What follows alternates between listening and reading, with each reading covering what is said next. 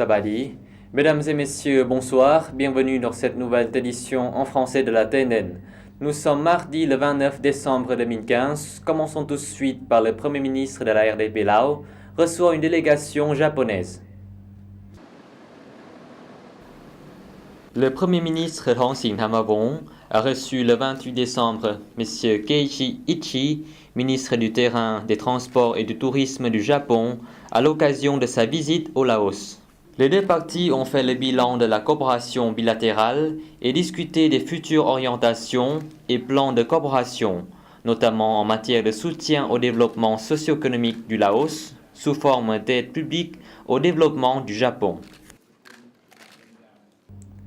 Le Japon aide à développer le transport public au Laos. Le gouvernement du Japon a accepté de fournir une assistance technique à travers le ministère du Terrain, des Transports et du Tourisme. Un compte rendu des discussions sur la coopération a été fait le 28 décembre 2015 à Vientiane par M. Bunchan Sinthabong, ministre des Travaux publics et des Transports de la RDP Lao, et M. Keiichi Ichii, ministre du Terrain, des Transports et du Tourisme du Japon. Le projet concerne deux éléments clés, notamment l'amélioration de la capacité de gestion de la ville, la mise en œuvre des services à Vientiane en réponse aux besoins des citoyens et l'établissement de politiques publiques et de plans pour élargir le parc d'autobus publics. Le Laos et le Japon se sont engagés à travailler ensemble pour l'étroitement vers un objet commun, celui de la poursuite du transport écologiquement viable. Ils vont collaborer à la réalisation de cet objectif avec l'élaboration du plan 4 des transports pour Vientiane et la fourniture des autobus. La congestion du trafic à Vientiane est en augmentation en raison de la croissance de la population et d'un plus grand nombre de véhicules personnels sur les routes, tandis que l'utilisation des transports publics reste faible. Le Japon soutient l'amélioration de l'aéroport de Wat Thai. Le gouvernement japonais a accordé un prêt d'environ de 77 millions de dollars pour l'amélioration de l'aéroport international de Wat Thai. Était présent à la cérémonie de pose de la première pierre pour la construction qui a eu lieu le 28 décembre à Vientiane, M. Bunchan Sinthabong, ministre des Travaux publics et des Transports, M. Keiichi Ichii, ministre du Terrain, des Transports et du Tourisme du Japon et des hauts fonctionnaires des deux parties. L'aéroport international de Wat Thai joue un rôle important comme la passerelle pour la République démocratique populaire Lao et un générateur majeur des activités économiques, notamment le tourisme, a déclaré M. Bunchan. Il est à espérer que la connectivité dans la région de l'ASEAN sera améliorée et que la RDP Lao sera en mesure d'accélérer le développement à travers le projet, a déclaré M. Keiichi Ichii, ambassadeur du Japon au Laos. Inauguration d'un centre de réhabilitation des personnes handicapées.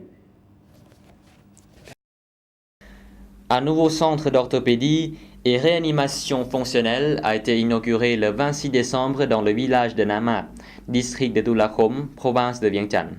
La cérémonie s'est déroulée en présence du ministre du Travail et des Affaires sociales, le Dr Khampeng Sasompeng, et du vice-ministre du Travail et des Affaires sociales du Vietnam, M. Huy Van Thi. Le ministre Lao du Travail et des Affaires sociales a déclaré lors de la cérémonie que la construction du centre a débuté en août 2014 et s'est terminée ce mois-ci. La construction du centre a coûté plus de 20 milliards de kip, soit 46,8 milliards de dong, financés par le gouvernement vietnamien. Le centre fournira des services de réhabilitation physique aux fonctionnaires qui ont été blessés pendant la guerre ainsi que d'autres personnes handicapées au Laos. Selon l'accord, le secteur concerné de l'hôpital de Da Nang du Vietnam fournira une assistance technique à ce centre ainsi que des équipements pour la fabrication de prothèses et aidera à la prestation de services pour les personnes handicapées au Laos.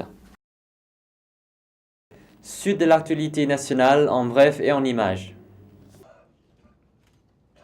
La Chambre nationale du commerce et de l'industrie a organisé le 28 décembre 2015 à Vientiane Une réunion annuelle pour préparer le plan stratégique de développement à l'arrivée de la communauté économique de l'ASEAN du Laos.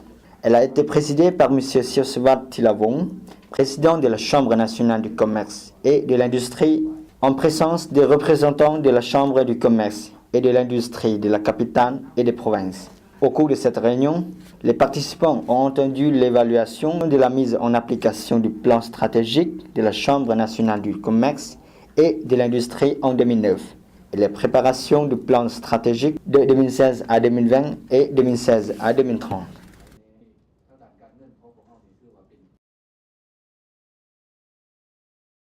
Une conférence de presse sur la préparation du 7e congrès national de la jeunesse populaire révolutionnaire Lao a eu lieu le 28 décembre 2015 au Centre de la jeunesse populaire révolutionnaire Lao.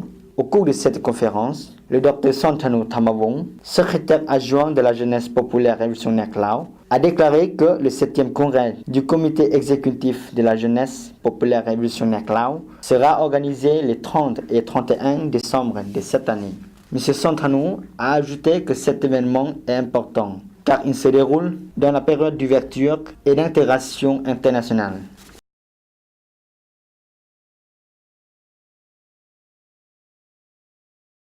L'inauguration de la construction de la route reliant le village de Sanyavong au village de Pungpa du district de Meng, province de Bokiao, a eu lieu le 26 décembre 2015 en présence du Dr Khampan Phayavong, gouverneur de la province de Bokiao, de M. Somsak Pinkeo, chef du district de Meng, des représentants de l'électricité du Laos et de l'entreprise de construction des ponts et chaussées Saint-Pet. La construction de cette route de 42 km a été investie par l'EDL et entreprise par l'entreprise de construction des ponts et chaussées Saint-Pet. Ces travaux dureront 18 mois.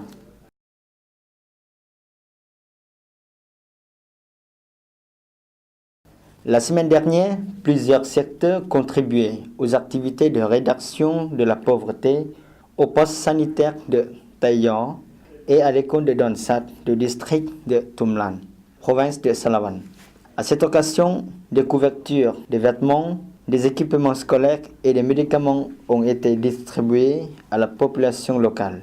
Cette activité s'est jointe par M. Pouvong Panisit, propriétaire de la bijouterie de Khampouvong, les représentants du ministère de la Santé, des entreprises de SP Grand, de Vanda Import Export, de la boutique de Mimi Tissus en soie, de la TNL et de l'Université nationale du Laos.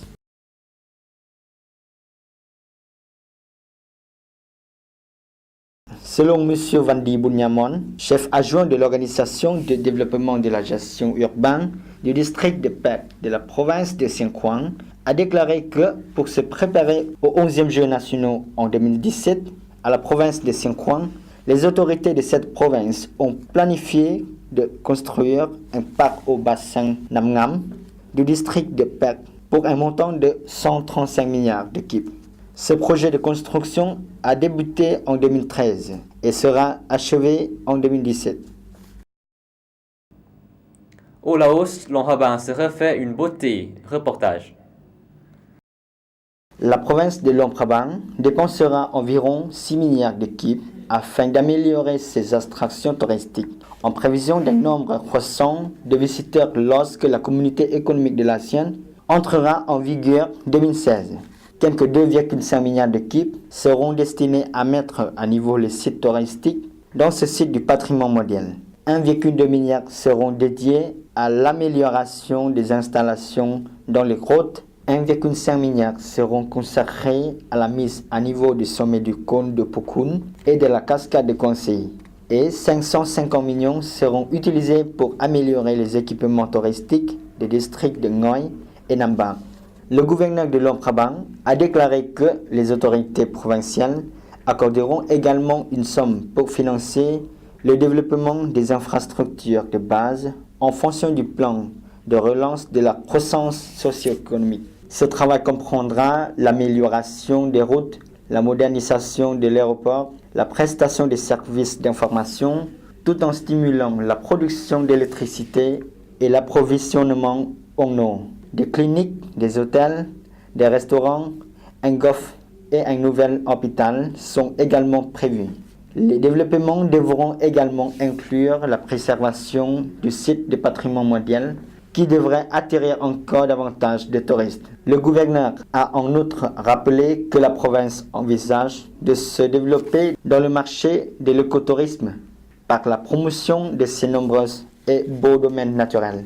Il a déclaré que l'amélioration de la sécurité et la promotion de la culture traditionnelle et de toute la communauté, en particulier grâce à la production d'objets d'artisanat, de sculptures et de bijoux d'or et d'argent, font également partie du plan d'action.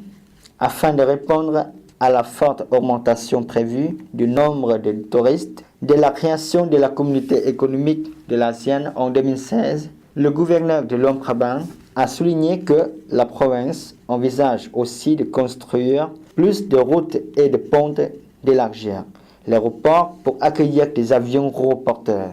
L'infrastructure touristique a déjà connu un bel essor au cours des 5 dernières années. La ville a été élue meilleure destination touristique pendant plusieurs années par le magazine britannique Wanderlust Travel Magazine. Le site du patrimoine mondial de Luang Prabang a devancé plus de 1000 autres villes à travers le monde dans la liste annuelle des meilleures destinations touristiques en 2012 de ce magazine. Un expert en tourisme de la ville a déclaré que le lecteur du magazine Wanderlust avait classé la ville de Luang Prabang comme meilleure destination touristique pendant 3 années consécutives de 2006 à 2008. Plus d'1 million de personnes visitent chaque année Luang Prabang, générant environ 300 millions de dollars pour l'économie locale. Luang Prabang est l'ancienne capitale du royaume de Lansang, ou le pays du million d'éléphants. L'UNESCO a classé cette ville au patrimoine mondial en 1995. Depuis lors, le nombre de touristes ne cesse d'augmenter. Voilà, c'est la fin de cette édition. Toutes les équipes vous remercient pour votre fidélité. Pour voir ou revoir nos reportages, rendez-vous sur la page internet du journal en français de la TNN. Excellente soirée à tous.